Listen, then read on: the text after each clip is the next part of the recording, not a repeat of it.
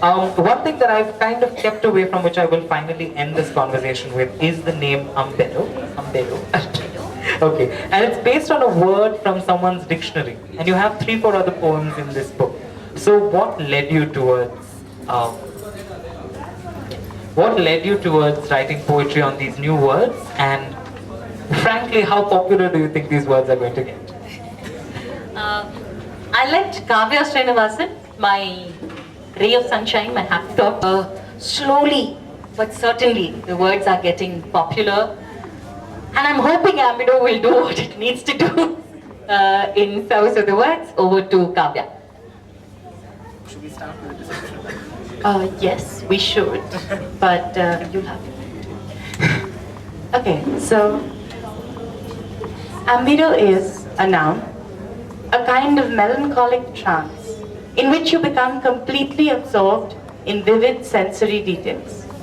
Raindrops skittering down a window, tall trees leaning in the wind, clouds of cream swirling in your coffee, briefly soaking in the experience of being alive, an act that is done purely for its own sake. That's what Ambedo means. And I think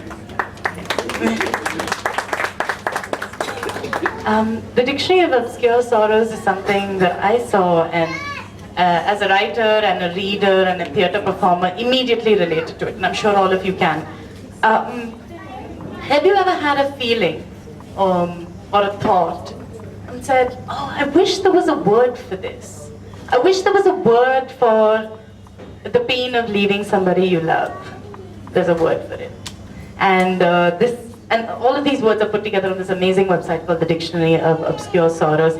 I'm just going to actually leave you with my favorite word from the Dictionary of Obscure Sorrows, which is the feeling of looking at strangers living their lives, of seeing somebody's car, the headlights of someone's car on the highway, or seeing someone sitting at a coffee shop lit, and knowing that you are in the background of their lives, just as they are in yours, right? And knowing that you're just another person, someone at a coffee shop, or someone buying sambar vada in the morning, in the tapestry of somebody else's whole universe.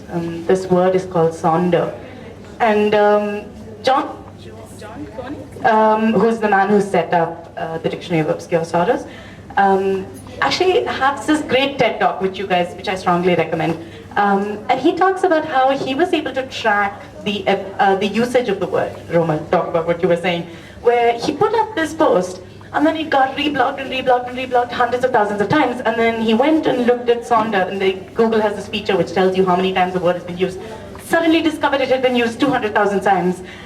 He looked up Sonder, and there were pictures of people getting Sonder tattooed, of poems being called Sonder, of all of this stuff happening around this word that just changed because he found a word for an idea that we've all felt, So I think the biggest contribution we can make is to use these words when they can describe things that we don't have words for already.